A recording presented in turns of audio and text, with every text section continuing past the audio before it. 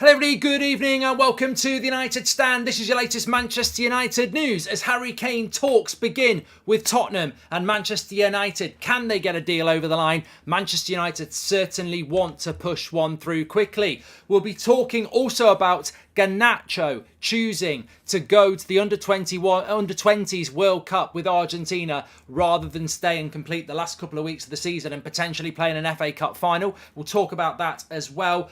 We've also got the latest on the situation around the goalkeeper. Fabrizio was talking to Beth this afternoon. We'll talk about that. We'll talk about Alexis McAllister and a few other bits to get into as well. Welcome to the show. I hope you're doing very well this Monday night. Great to have Ben Foster back on the channel today as well. Really enjoyed that if you've not seen it. And don't forget, if you want to get one of our FA Cup print t-shirts, they're out now. I think it's in the video description or it's pinned in the chat. Delivered worldwide. Get going with that. Robert McCormack straight in with the super chat. He doesn't that picture with Kane give you goosebumps? You know what? I've got to be honest, right? I've always had a preference to not go for Harry Kane, but I find myself going, look, you know what? I've got no problem if we sign Harry Kane. I think I've made this very, very clear. I think I've said from the very start. I've been saying it since September. I think Man United will sign Harry Kane. You know, it's been my hunch all season that we will sign him. I don't have a huge problem if we do buy him. I would prefer other targets, but I must admit, the closer the summer comes.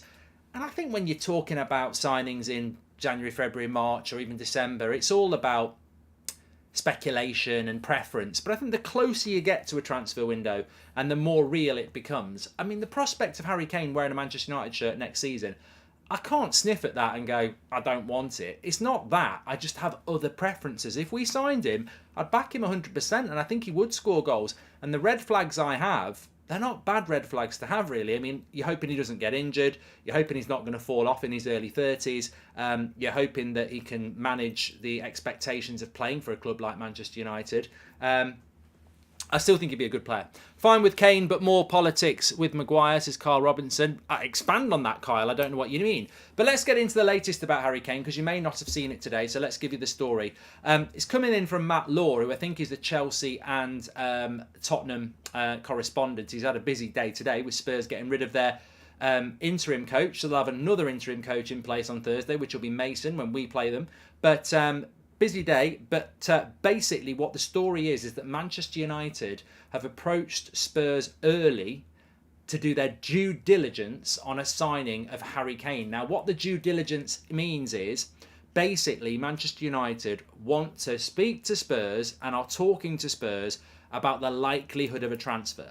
Because what Manchester United do not want to do is spend all summer negotiating with Spurs and missing out on Osimhen, Højlund or anybody else. And this is coming from this journalist.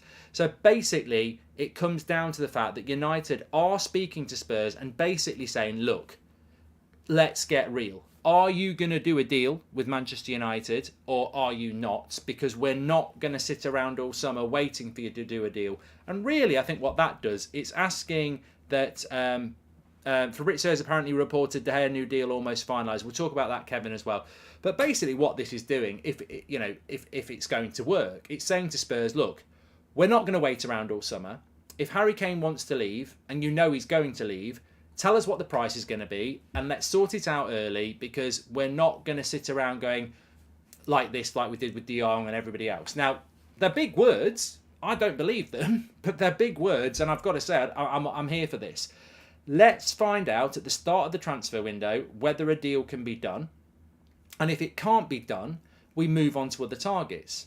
Because we don't want to be waiting all summer. Now, it's really interesting because basically, if Harry Kane wants to come to Manchester United, and Manchester United want Harry Kane, and we say to Spurs, we're not waiting around, tell us what you want. Are you going to move on that? Are you going to be strict on that? Okay, we'll walk away. Then Harry Kane's got to try and make that happen, deal happen quickly. Now, apparently from the Spurs side, they would let him go abroad, Bayern Munich, etc., for 80 million. But to a Premier League club, it will be £100 million. So, look, that's the story. In theory, I like it. I like the idea of getting this deal done or resolved quickly. Even if it means we don't do the deal and we move on to somebody else because we can't do the deal quickly, so we don't miss out on the people like Osimhen.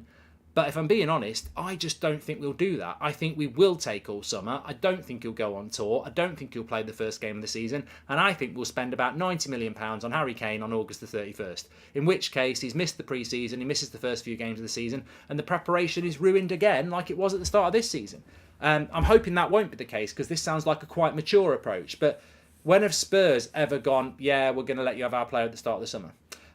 Rob says, personally, I'd rather us sign a younger striker. We're going to pay over the odds for Kane. Yes, he'd be great for us, but I'd rather a younger striker than use the rest on a centre-back and a backup to Casemiro, says Rob. Well, that's another reason I'm a bit worried about the Kane signing. It's the price. He's not worth £100 million with a year left on his contract at 30. If Kane had 3 years left on his contract, I'd go 90 million tops. I wouldn't go £100 million for a player with 1 year left on his contract. So I always like to give the context, because people would go, he's one of the best strikers in the world, Mark. Of course he's worth £100 million. I don't think with a year left on your deal at 30 you are. And if he had 3 years left on his deal at 30, I'd say 90. So I don't think I think he's worth 70. With a year left on his deal at 30 years of age, I think £70 million is fine. We won't get him for that. Giving De Gea a new contract is probably the worst thing the club can do, says CT. Well, we'll talk about that. I don't know whether it's breaking news, but we'll talk about that. And Nick P says, I can imagine every press conference next season will have 5 questions about Harry Maguire if we signed him. Maguire would get jealous, says Nick P. Well, it's funny. Somebody said this, didn't they? And I can't deny it. I think if we did sign Harry Kane, you would have to prepare for that, because he is a media darling extraordinary. Okay, this is just in. David De Gea will sign his new Manchester United contract soon. The final clauses are being discussed. I'm just going to do a poll on this. This show's going to be great. I love it. We've got the Garnacho story coming out as well. So we're going to have a good show tonight, because we've got lots and lots of big topics to talk about. So we've started off about Harry Kane there. Look, that's probably going to be a topic that's going to run through the show. But let's hit this next topic then. So Fabrizio is saying that David De Gea is going to sign his new contract very, very soon. It's inevitable. Now, if you watched the show this afternoon with Beth and Fabrizio, you should watch it. I'm not going to tell you everything he said. He spoke about virtually every single position. But what he did say is that Man United are very unlikely to sign a goalkeeper this summer. And if they sign a goalkeeper this summer, it will be a second choice goalkeeper. So are you happy with that? Now, we had Ben Foster on at lunchtime. He was saying that, he doesn't really feel that De Gea is the right goalkeeper for Ten Hag, but at this moment in time, it's probably not a position United can solve. I've been saying that for a while. I would never get rid of David De Gea. I love De Gea. I think he's a fantastic player. I wouldn't get rid of him. That's just me. We all have these little intricacies that are unique to ourselves, and I certainly do. I wouldn't get rid of De Gea. Look, I'm loyal to De Gea, whether people like that or not. I can't help it. We all have a bias, and I'm loyal to De Gea. I'm loyal to De Gea, and I wouldn't get rid of him anyway, because I don't think we've got the money to bring in the goalkeeper that we'd need to bring in. But we're not getting rid of him. He's going to sign a new contract. I think we will bring in a reserve goalkeeper, and I think it's got to be somebody that can challenge him. There's no point in having Tom Heaton on the bench next year. And whoever comes in, we're Manchester United. I don't want us to buy bench players in the midfield. I want to buy a midfielder that can challenge Casemiro and Eriksen and Bruno. So I want to buy a goalkeeper that can challenge De Gea, but it will be a second choice goalkeeper, that's for sure. And he was always going to sign this contract. And I think it will cause some people some real frustration. I just hope that it doesn't derail what this season's been, which is massively progressive. I think De Gea's had a better season this year than he did last year, which wasn't hard. But I think Ten Hag's the right man, and I don't want United fans to start thinking bad of Ten Hag because he's chosen to go with De Gea. Surely it's about backing your manager, certainly in the first year or two. And, all this nonsense gets written that I was negative towards Solskjaer or Mourinho. Well, anybody who actually watches the channel knows fully well that I stayed loyal to Solskjaer and Mourinho a lot longer than anybody else did. Most people did. And, at the end, I was like, he's got to go. But look, that was the straw that broke the camel's back. This is the first year of Ten Hag. I think you've got to back him. No top side would buy Kane at 30, but us. Well, I disagree with you there, Enjoy Writing. I do think there'd be a lot of people that would buy Harry Kane, to be fair. But I think it's an open goal for us. If we get Qatar, then we could get a lot of number one targets that Erik Ten Hag wants, says Ewan. Well, let's hope so. I think we will get some big news on the sale of Man United this week. But there's lots of big news coming in tonight. We've spoken about Harry Kane and the transfer talks that Man United are going to have around how quickly they can get a deal done with Harry Kane. We can pick up that a little bit later or whenever anyone wants to. But in the last few minutes, Fabrizio has said that Erik ten Hag will be giving David De Gea that seal of approval. He will be giving him that contract, and David De Gea is going to sign that contract. So Manchester United, I'm not talking about fucking Neymar, Walshy. If you want to go and talk about Neymar, I'm sure the Daily Star will talk about it, but I'm not talking about fucking Neymar to Manchester United tonight. No way. There's more than enough relevant things to talk about, like De Gea, Garnacho, the Kane story. I'm not talking about bloody Neymar. God. Anyway, sorry about that little outburst, but I just can't be asked to waste my time talking about Neymar tonight. It's an 8 o'clock show. It's not a news show. Everyone claims Kane is a world-class striker, but could not lead Spurs to any trophies. In my opinion, Drogba, Aguero and Vardy are the real world-class strikers when they can lead their team to a title, says Kanisha. I guarantee you, if you put Aguero in Spurs' team, he wouldn't win anything.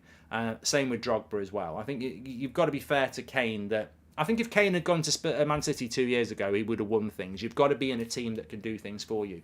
But 78% of you are happy that De Gea is going to sign a new contract, which is I actually thought it'd be a bit less than that. I think there's been a swing in the last few days against David De Gea. Obviously, not from myself. I'm very, very happy that he's going to sign a new deal. And I'll tell you one reason I am happy is that to replace De Gea, I genuinely believe you would have to spend upwards of £50 million.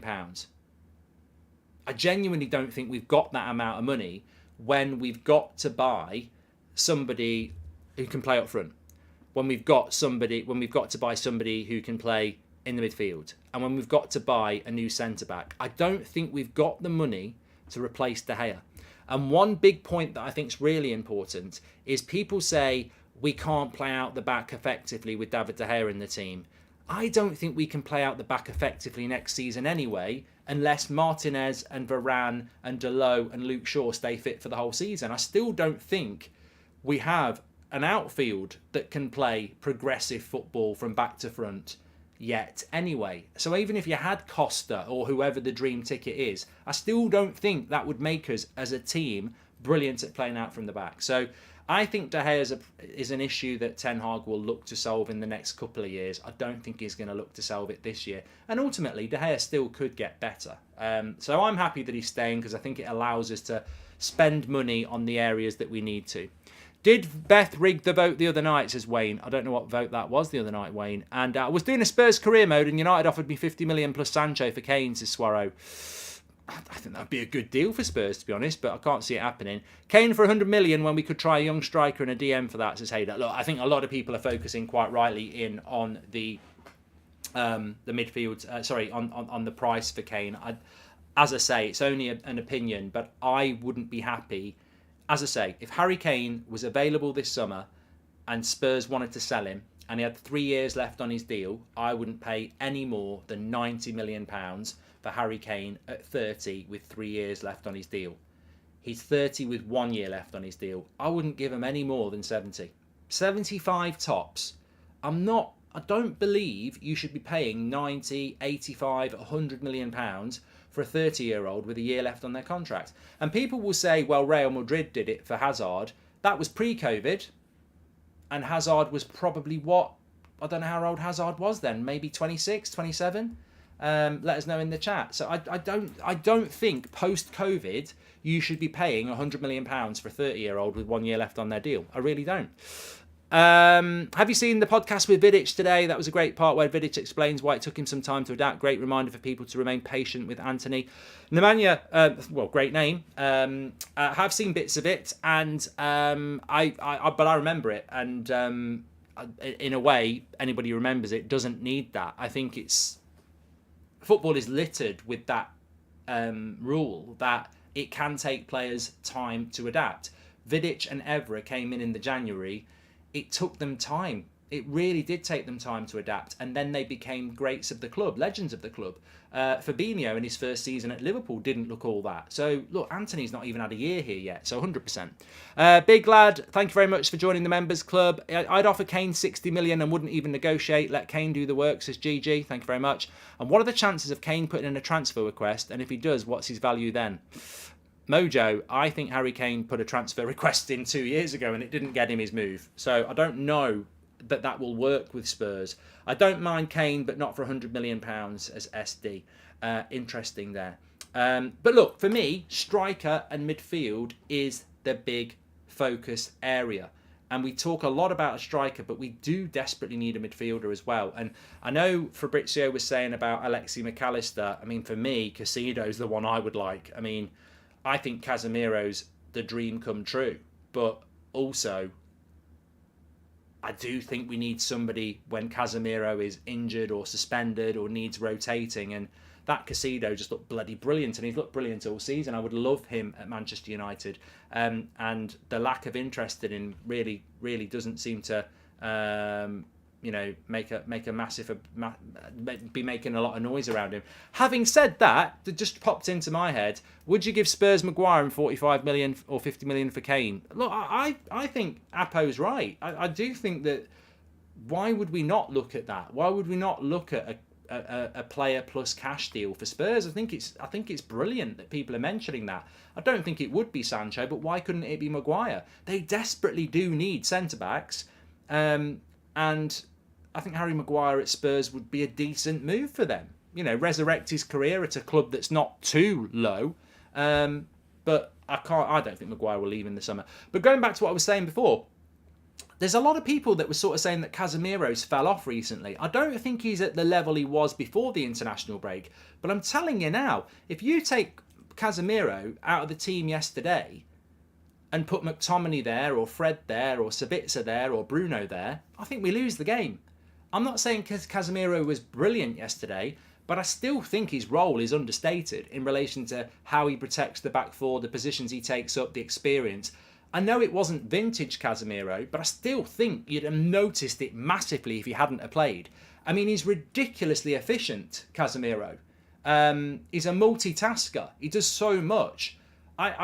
He's ridiculously efficient. I mean, this is a guy, I think he probably wakes up in the morning, brushes his teeth while he's having a shit, and then gets straight in the shower.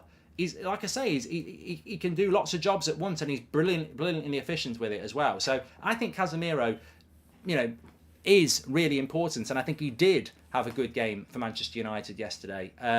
Just not at the level he can do, but I think if you took him out the team, you'd massively notice it, no doubt about that. Clement says, I think he's scared of getting a red card. I don't know about that.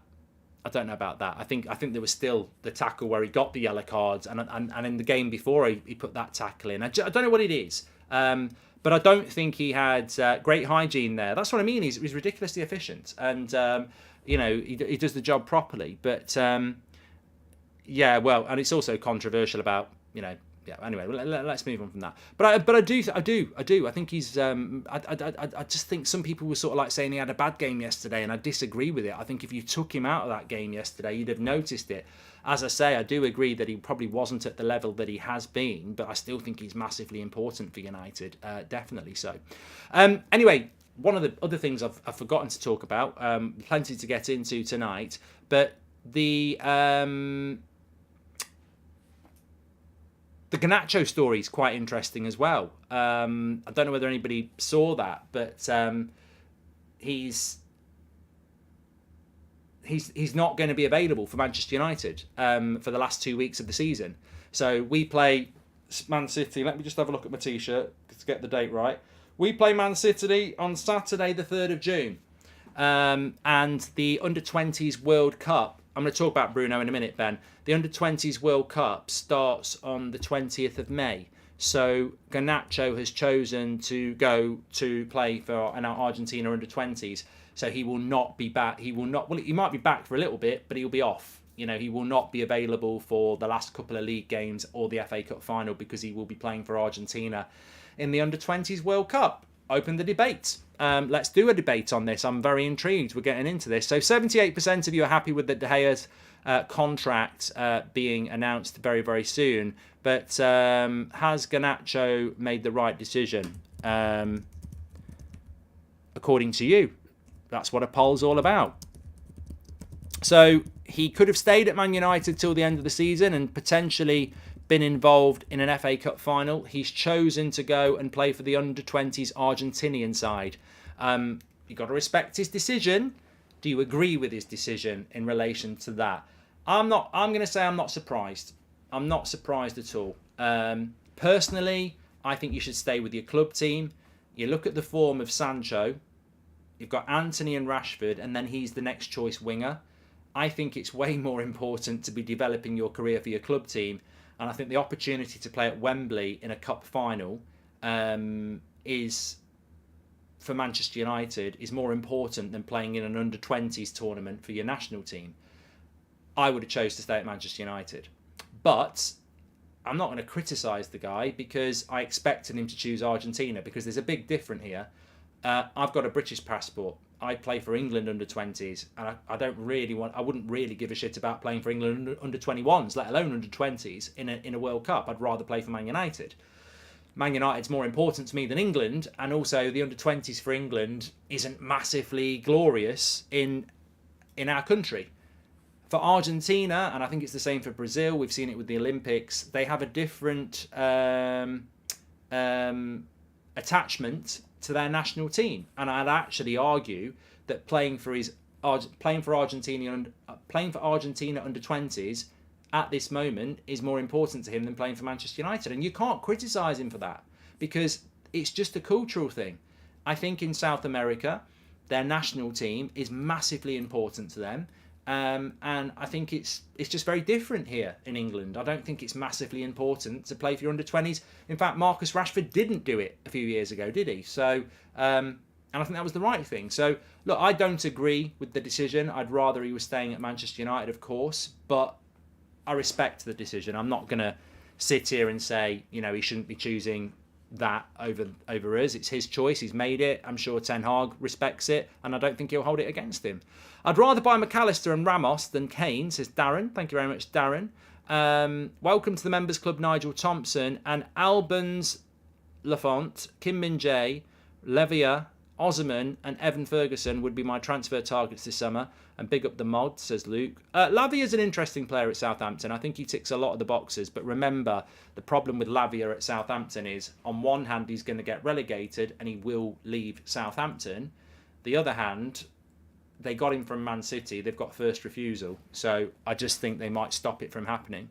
Loza says, I agree with you, Mark. It's a different mindset. Wouldn't like to see him win the cup, though.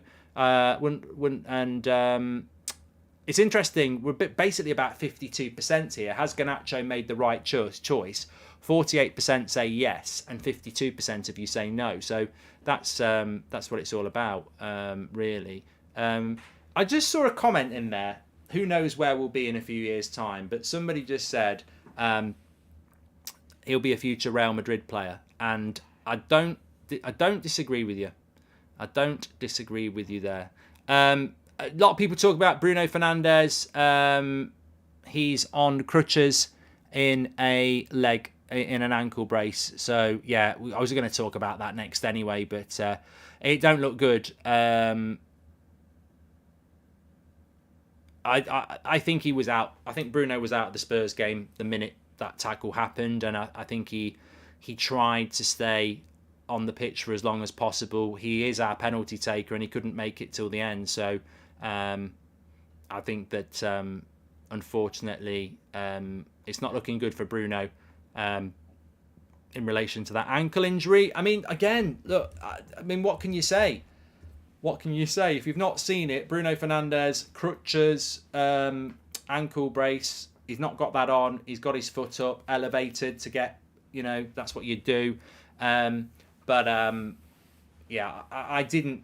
I mean, we've not even started thinking about the Spurs game yet. We're still very much thinking about this, aren't we? And the Spurs game we'll start to think about from tomorrow, probably. But I didn't expect that Bruno would be involved. Simon says he's our most important player. It could be precautionary. I think it was a bad injury. And the thing is, Bruno's a robot. The amount of minutes Bruno's played this season, he's a robot, and it just shows you he's not a robot. He is a human being, and he can break. And I think it was it was a bad injury, and I think we're probably going to be without him for the next couple of games, I would imagine. I mean, hopefully he'll be back quick.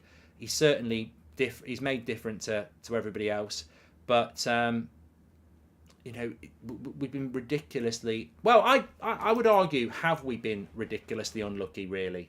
Or are we just now starting to see what we expected to happen? all season. You know, Bruno is not the only player this season who started the season at the start of August, has played nearly every single game, went to a World Cup, and we're now in month August, September, October, November, December, January, February, March, April. We're into month 9. You know, no wonder we're getting all the injuries we're getting right at the end. And this happened to us last season anyway. Remember last season with Ranić? I think the last game of the season, was it Palace or something like that? We hardly had anybody fit at the end. They were all ill or injured. So, you know, but you don't want to lose Bruno. I think we're a different team with Bruno, aren't we? If Everton go down, I'd try and get Onana for cheap. Young player with lots of development. He is a good player, Brandon. There's definitely a good player there. What's your opinion on Frenkie de Jong to United, says Anthony? Can Sabitzer play in the Bruno role? Yeah, you can, Darren. It's just the leadership for me. Garnacho shouldn't be surprised if he loses his place in the squad. Surely winning actual trophies against grown men is better than holiday against boys, says Cyber. Strong opinion there. Frenkie de Jong will have to just wait and see. I mean, we were talking about Harry Kane at the start of the show. I would hope that Man United approach every transfer in a similar way. You speak to the club and you say, are you going to sell him this summer? And if they say, we might sell him, but we're not going to do it now, come back to us in a few weeks' time, you go up yours and you go and get something else. So if Barcelona want to sell Frenkie de Jong and it's going to happen in June, bring it on. If they're going to go, maybe, you go, look, that's Man City. We're not interested in singing fucking maybe. We're off and we're going to go and get somebody else. Same with Harry Kane. But, I mean, that would be a change in Manchester United transfer policy of the like we haven't seen yet. We need to be ruthless and aggressive. We're not unlucky, just unprepared, says Stephen. Well, I think that we can't be hypocrites, like I say. We always knew that this season was going to be a season that that makes a big difference for us. And this was always going to be a season that I'm talking about my arse there, brain blank. This was always going to be a season that we didn't have a squad for it. I said it in August. Many of you did as well. So look, we're a little bit short at the moment. But if Bruno is out, then you have got Sabitzer, and you have got Eriksen, and you can play Fred next to Casemiro and play Eriksen further up. So we could potentially be okay against Spurs. My problem against Spurs is, if Bruno doesn't play, does that mean Maguire's going to come back in because he's the captain? I think it would be really sad if Lindelof and Luke Shaw got broken up to bring Harry Maguire back in the team. I think that's more important. I think we'd get by without Bruno. It's whether we pick Lindelof and Shaw at the back. I don't want to hear the words De Jong, says Joshua Bowwater. But just going back to Bruno very quickly, I think he's a massively important player for us. You know, you talk about that mistake last week when De Gea passed it into Maguire and he hadn't scanned around him. I mean, he is, you talk about a player that scans before they get the ball. I mean, Bruno Fernandes, he scans like a bloody, he scans like an Aldi checkout assistant. You know, have you ever been to Aldi? They fast. If you ever go to Aldi, especially in the UK, right? You have your bag, right? And there's a queue behind you. I get into hot sweats. I panic at Aldi because they literally just go bip, bip, and they don't bag it up for you. And there's a queue behind you, and you're like this, you're trying to get everything into your bag. They're like bip, bip, bip, bip, bip. But I think Bruno's like that. He scans the game like that. He's always looking. All right, his passing may not always be there, but he's always looking. Before he receives the ball, he scans the game so well. He reads the game so well. And I don't think Eriksen does that. I don't think Sabitzer does that. And I think this is why Bruno's such an influence, because when he's scanning, that's why he reads the game so well. That's why he was talking to Luke Shaw at the end of before the penalties and in extra time. He sees so much. He's always scanning around and looking around, and that's why he's so important to Manchester United. Red Light says, I don't agree. Well, I don't agree. It doesn't really move the needle forward, does it, mate? You know, if you had actually bothered to use the other 100 characters that you get for free in the chat and actually told us why you don't agree, maybe we could have had a debate. But, you know, unfortunately, I don't agree. It doesn't really win the debate, does it? So I'll carry on with what I said. I think Bruno is a brilliant reader of the game, and he's always scanning and he's always looking. And I think that is why he's such a big influence. He has to be given the captaincy next season. His win ratio, his reading of the game, his influence, his leadership. He has to be given the captain's armband next season, regardless of whether Harry Maguire stays or not. I just think he's so important to this team. But look, if he's got a bad ankle, I wouldn't play him against Spurs. I think you've got to be able to give him time off to recover, because we're working towards this. You know, I think we've got top 4, but we're working towards this. Saturday, the 3rd of June, Manchester City. Somebody said to me today, because I was on TalkSport this morning, and I said it would be the treble decider. And somebody said, well, it can't be the treble decider because the Champions League final won't be till the following week. If Man City are in the Champions League final, they've won it. Real Madrid or Man City are going to wipe the floor with AC Milan or Inter Milan. So if City have won the league and they're in the Champions League final, the FA Cup final is the decider in my mind, because I think they've won the final. If they get to the final, I think they win it. And if they've already won the league, then it's us. It's us on Saturday, 3rd of June. So that's why I'm calling it the treble decider. If they beat Real Madrid, it will be the treble decider, because I think they will wipe the floor with AC Milan and Inter Milan. I've seen AC Milan quite a lot this season, obviously, and they knocked Spurs out, didn't they? And Inter Milan, I've not seen as much about Inter Milan, but I don't think any of them will lay a glove on Madrid or Man City. So we've got to be ready for that final. And look, Ten Hag said after the game yesterday that Varane should be back for that final. So if Varane's back and you want Bruno absolutely ready, is it worth playing Bruno Fernandes on a dodgy ankle on Thursday night? I'd give him a couple of games off. Even if we drop points against Spurs and Villa, we only need to get to 70 points. We've got some really winnable games at home, and that's all we've got to do. We just need another 12 points, really. For me, I personally think, if you look at Man United's next few fixtures, and I'm going to read them out to you now, I think everything we're doing now is about getting top 4 steadily, but building gradually towards that cup final, because that's our biggest game now. The cup final is the biggest game because it's for a trophy. 4th place is not a trophy, and we should get top 4 anyway. We've got Spurs and Villa, difficult games, but then and Brighton's difficult. So our next 3 league games are tough. We've got Brighton away, Spurs away, and Villa at home. But after that, you've got West Ham away. I don't rate them. You've got Wolves at home. They're on the beach. You've got Bournemouth away. I think they'll be on the beach by then. Chelsea at home. They're shit. And then Fulham at home. We've got West Ham away. We should win that. Wolves at home. We should win that. Bournemouth away. We should win that. Chelsea at home. We should win that. And Fulham at home. We should win that. That's 15 points. Now, we probably won't win all of them, but we only need to win. Really, we can win 3 and draw 2. 11 points, 70. And that's if we lost to Brighton, Spurs and Villa, which I don't think we will. So look, top 4, I'm not going to say top 4 is done, but it really should be managed to 70 points, because no one else is getting 70 points apart from us and Newcastle. So we just got to manage ourselves to 70 points and build towards that cup final. So for me, I don't think Bruno should be playing on Thursday anyway. You should be thinking, I want Bruno Fernandes fully fit for that cup final, and I'm not risking anything before then. Didn't we think the same when City played Chelsea, says Sakin? Kartik has gifted 5 memberships as well. You're a legend. Mark, didn't we stop Liverpool winning the treble in the 70s by winning the FA Cup final against them in the final, says Arturo. Well, I wasn't alive, but I think it was 1977, and you're right, we did stop the treble from Liverpool. And the interesting thing is that we are... The treble tends to come around every 20 years.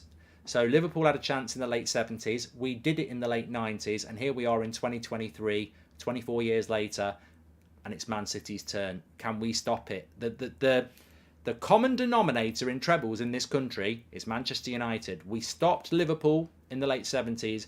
We did it ourselves in the late 90s. And now it's going to be City's turn in the early 20s. Can we stop them? Well, all I wanted was the opportunity to do it. And I'll say it here right now. If City win the league, and City win the Champions League, and City win the FA Cup, we can't moan. We can, but all I wanted was an opportunity for us to stop them. If Brighton had beat us yesterday on penalties, we're sat there going, please Brighton, please Real Madrid, please Arsenal. All you want is to be in that ring fighting yourself, and that's what we've got to do on the 3rd of June, and that's what I want. That's what we want. Madrid might stop them doing the trial. Well, I hope Madrid do, Patrick. I mean, I really hope Real Madrid do, and I think Real Madrid can do it. But I also think Man City, at the moment, look pretty good for it, don't they? But yeah, the Bruno injury is disappointing, as we said, and that's where we are with it. Spurs will be tough. They will bounce back and still hope for top 4. But as I said, look, we've got 8 games left. Let me see if I can get this up for you. Oh, that's what she said. I should be able to do it. Let's have a look here. Where is it? Where is it? Where is it? Where is it? There it is. There we go. So, if we put the league table up for you there. So, we've got 8 games left. We've got 59 points. And you look at Tottenham, they ain't never getting 70 points with... How many games have they got left, Tottenham? 6 games left, Tottenham. If they won all 6, they'd have 71 points. Never going to happen. Never going to happen. Aston Villa, again, 6 games left, 69 points if they win all of them. So doesn't matter. Liverpool, 7 games left. They'd have to win them all to get 71 points. Brighton, they've got 9 games left. I mean, they could get 76 points, couldn't they? But they won't. So really, 70 points, you're going to get top 4. We just need 11 points. So we need 11 points from 24. It would be an absolute collapse for us not to do it. So people say Spurs will be a difficult game. I still think we could lose to Spurs, Villa and Brighton away and we'll still get top 4 because we just need to win 4 of the last 5. Mark, De Gea's length of contract would probably suggest how long we can expect him to be. And number 1, a 2-year extension would be ideal, I guess, says Kartik. I've always said that the De Gea exit should be transitional. David De Gea, I'm old enough to remember when Schmeichel went and it was just bye-bye, no contingency. It was a bloody mess until we brought Van der Sar in. When did Van der Sar come in? 6 years after Schmeichel? 7 years after Schmeichel? 8 years after Schmeichel? I can't remember how many years it was. But it was just all those years, it was a mess. It was Tim Howard, it was Barthez, it was Bosnich, Roy Carroll. It was an absolute mess. Matthias, thanks for being a member for 11 months. So it was chaos, like Lee Berman says when Schmeichel left. I think when Van der Sar left to De Gea, I wouldn't say it was smooth, but we had a contingency plan with a young goalkeeper that Sir Alex really trusted. If David De Gea left this summer, I think we'd be walking into a Schmeichel situation where it's just, we've had 10 years of a goalkeeper that's won multiple Player of the Year awards, massive influence within the dressing room. He walks away, brand new face, massively important position. It takes a big personality, no matter how good they are, to walk into 75,000 fans every week and also a dressing room like that. For me, the most obvious issue in the goalkeeping argument is transition. David De Gea has got to be on board with his role at this football club, and it's like the passing of the baton. I would be saying to De Gea, look, maybe we could move you on, David. Maybe you don't really fit with what I want. But I don't want to do that because I still think you're one of the world's best shot stoppers. I still think you're massively influential. And I want you to be part of our contingency plan. You've been at this club for many years. You're well respected. You're well liked. And you know what it takes to be a Manchester United goalkeeper in many different circumstances. I want to bring a goalkeeper in that can work with you, respect you, and you can nurture them so that when you do start to decide that you want to go and play somewhere else, maybe in Spain for your last few years, we can let you go in the knowledge that there is this goalkeeper ready to come in and do the job. That's what I would like to see happen. I can't say that Andrew Green's not wrong because he could say 6 years later he's still our number 1. Now I don't think that's good for anybody. I don't think David De Gea should be here at 36, 37, but I do think there should be a contingency plan. And that, for me, ideally, would be a younger profile goalkeeper with the potential to be one of the world's best, just like De Gea was, nurtured with De Gea. We play a lot of games. De Gea this season has done something weird. For the last few years, he didn't even play in the Europa League final, did he? Because it was Romero. We've got used to seeing De Gea playing in goal in the Prem and then the cup goalkeeper being the reserve goalkeeper. Why not go back to that? There's plenty of games then, isn't there? Can you imagine how good this season might have been without injuries and suspensions, and also without the Mason Greenwood disaster? Says L3. Mate, you can't change the past, but there's lots of if, buts and maybes. If the Glazers hadn't fucking given us loan deals and given us actual signings in January, if the Ronaldo thing hadn't happened, I think we'd have been better with Ronaldo than we are with Weghorst. So, there's lots of if, buts and maybes. But what I would say is you can only live the life that's dealt. And realistically, what we've been given from this season, I'd be interested to see what Robert McCormack had to say about this, actually, because I know he's been on about Harry Kane, so I know he'll still be here. And I remember him saying at the start of the video, at the start of the season, that expectations for Manchester United, regardless of the first year for the manager, should be top four. Well, I think top four, a Carabao Cup final and an FA Cup final, is a remarkably good season for United. The disappointment of Sevilla will live with us. It never should have happened. It shouldn't. It was shit. The disappointment of Anfield and the Etihad and Brentford and Newcastle will live with us because they happened and they shouldn't have happened. But overall, consistency is what drives your season. Liverpool have these mini victories against Bournemouth and Leeds and Manchester United where they've stuffed them, but ultimately they're not going to win a trophy this year. We've won a trophy. We're in an FA Cup final again, and we're in the top four. I think it's been a very, very good season. And you say what it could have been if we'd not had the injuries. I don't think we ever were going to be at the level Man City and Arsenal are. So even without the injuries, even with the signings in January, and the dramas around Greenwood and Ronaldo, even if you took all that away, I still don't think we'd be in a much better position. Maybe we'd win the Europa League, but I don't think we'd be ready to be in a title race this year. I think Man City and Arsenal have been a little bit too relentless for us to deal with that in year one of Erik ten Hag, where we're still not really playing the football he wants to play. We're still very transitional. Last season we were playing for City and Liverpool and Real Madrid to stop Liverpool doing the quad. At least we have something in our hands this year. Next step to have the league and Champions League in our own hands, says Glenny Boy. Exactly. And Robert says, Robert McCormack's here. He says, Erik ten Hag has done well. My issue is the football quality. And I think I actually agree with you, Robert. I know we don't always agree, but I actually agree with you, and I agree with Dylan that we're still rebuilding, who's one of our members. Thank you, Dylan. I said in the summer, when we were on that pre-season tour, in the first few games, I said it's pre-season, but if you want to know what Ten Hag's all about, look at the stats carousel. He wants 70% possession. He wants over 10 shots on target every game. He wants double the passes of the opposition, and he wants 90% pass accuracy. And it's rarely, he is that sort of coach where you can look at those things at 90 minutes or half time and go, are we hitting those things? Because if he's getting those things, he's playing the football he wants to play. Well, to be honest with you, across this season, you can probably average that out. What has been our average pass accuracy this season? What's been our average possession this season? What's been our average shots on target per game? And I'll guarantee you, it's not 70%.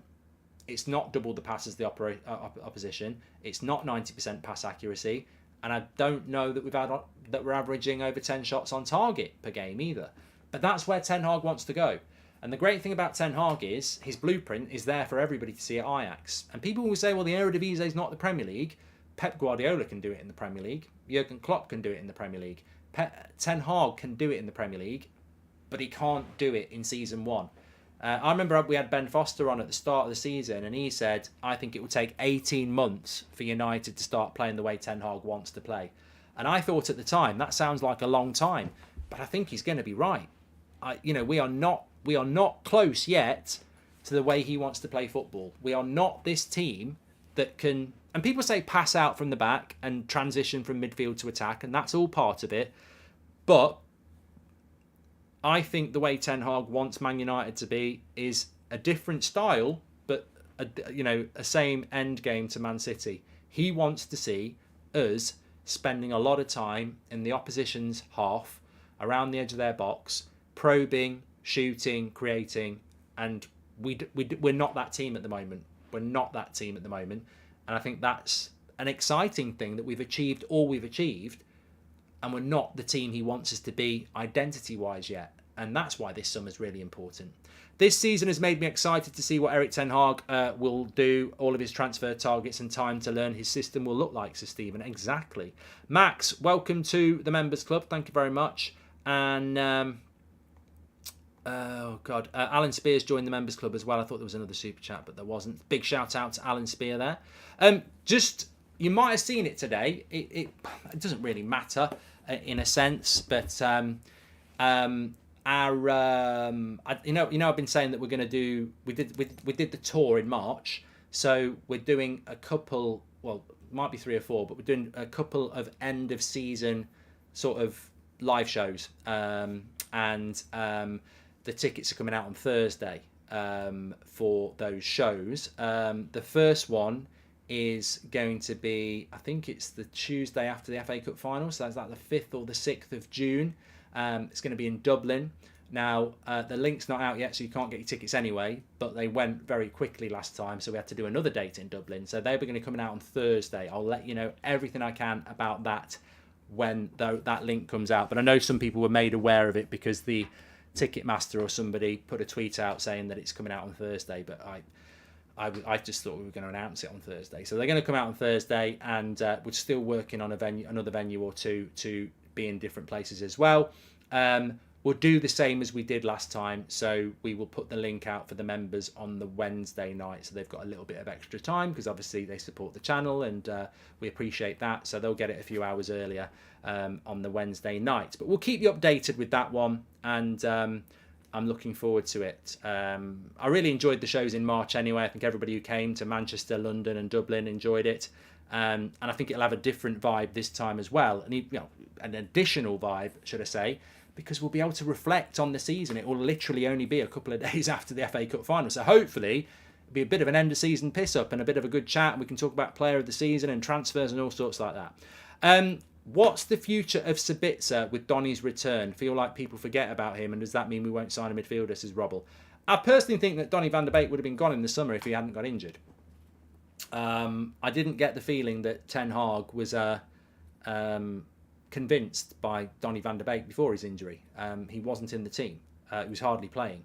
I think Eric was trying to get him into the team, but it wasn't necessarily working out. So I don't know what the future for Donny van der Beek is going to be at Manchester United, but I don't think Donny van der Beek was forefront of Erik ten Hag's mind as a first-team player for Man United anyway.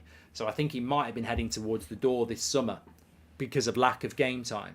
And I think Donny was always going to give it a year under Ten Hag because it's Ten Hag and he played with him at Ajax.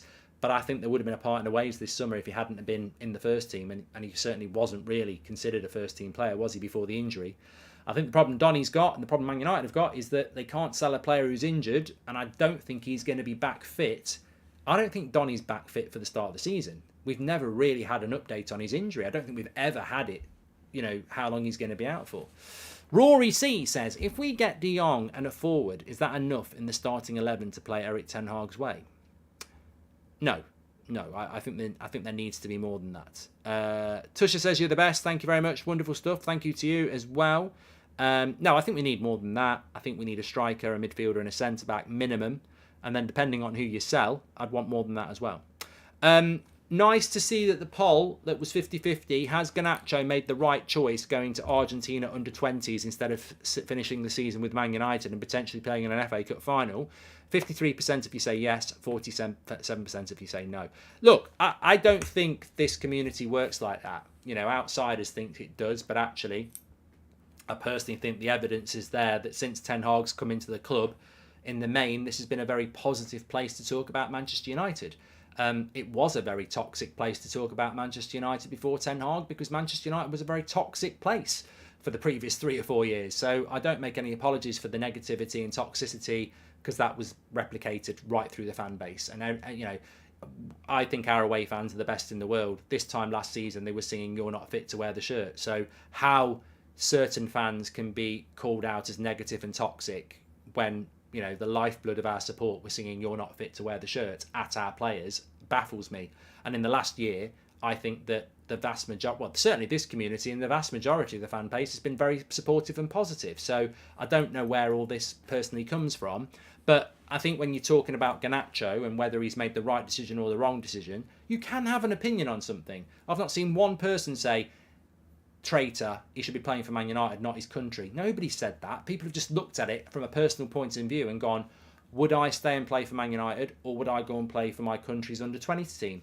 And I think it's nice that it's the equal, but I think the most important message is nobody's saying bad things about it. I think everybody respects what Garnacho's done. It's his choice to do it. I personally would have stayed at Man United, as I said, because England under-21s, I wouldn't give a shit. But when you're Argentinian or Brazilian, it means a lot more to go and play for your country at any level. It's just a different mindset, a different culture. I wish he was staying at United. I think he's a player that's pushing for the first team, so we're going to lose a first team player, an important part of the season. I mean, who's to say, last 10 minutes, 0-0 with Man City, Garnacho comes off the bench and wins it? Well, he can't do that when he's playing in an under-20s tournament, so I'm selfish. But I wish him all the best. That's the decision he's made. We get on with it. I'll come to London. I didn't like the last selfie, says Robert McCormack. And you want to get yourself over to Dublin, mate, if you can get a ticket. It was bloody brilliant last time. Will we need to bottle it against Fulham in the last match to get the bounce against City in the final, says Hector. Well, if it's anything like your FIFA career mode, you don't sim your last game before your cup final because it has an impact. You've got to take your momentum in it. Tamiso, thank you very much for your super chat there. Why isn't Mark adding the fact that the club is refusing Garnacho to go? I don't know whether that's true, Andy. I'm only reacting to something that I got a message about before I went on the show. I don't know what Ten Hag's stance is. And, I would hope that's... I'd hope that's not the case because... Well, it's nothing to do with us anyway, but ultimately you don't want a standoff between... the manager and the club. But look, I don't think that will happen. Hopefully it'll be okay. Argentina are hosting the under-20 World Cup as well. Well, that makes a difference as well, doesn't it? You get to go home and play in a home tournament. You've just won the World Cup for real.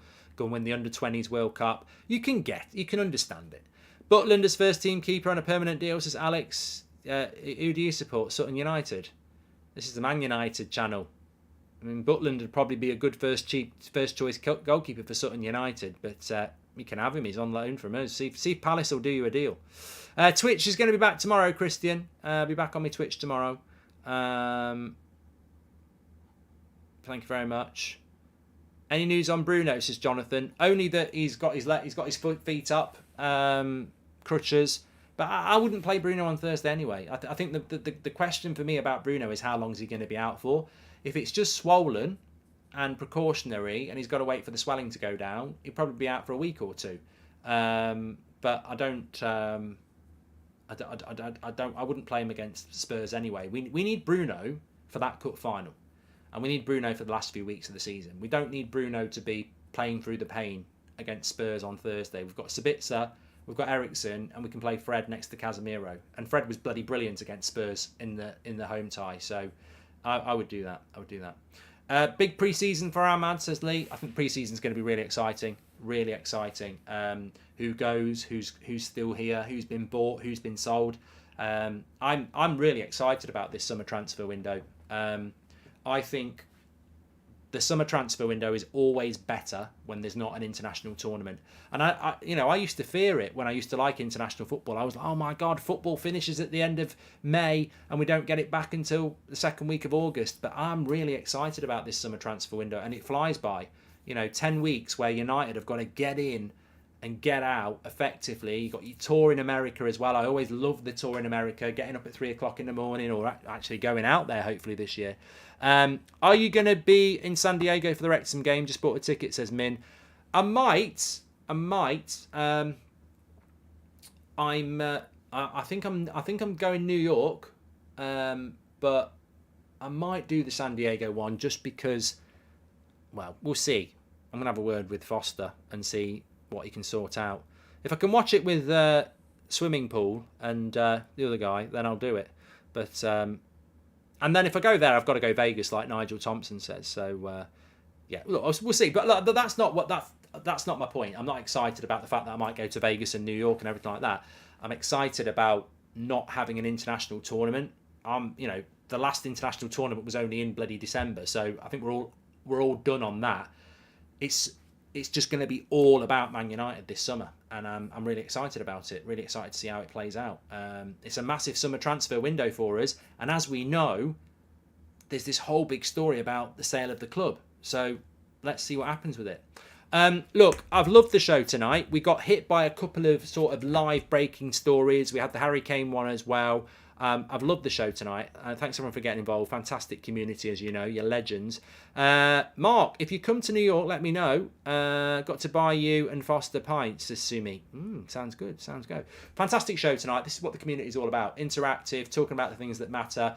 Don't forget, if you want to get one of these beauties, these are going to be collector's items, hopefully, because they have got the date of the cup final on it as well. We do ship them worldwide. They've only been out for 24 hours. You can get them through the link in the description, United Stand Shopify, or it's pinned in the chat as well. Available in lots of different colours, but this is not a hoodie, by the way. This is a t-shirt. I've actually got a black hoodie on and the t-shirt's on over top. So check that out. Smash a like on video. Big shout out to anyone who became a member tonight. Thanks to all the members in the chat. Big shout out to everyone who's watching live or not live. Really good show tonight. Lots to get our teeth into. And I'm back tomorrow on the morning show at 10 o'clock. It's me on the morning show tomorrow. So I will see you at 10 o'clock tomorrow morning. Maybe we will talk about Neymar tomorrow. We'll see. I'll have to look into it. But it's a news show tomorrow, so we'll see. Take care, everyone. Stay safe. And thanks for tuning in. Speak to you in a bit.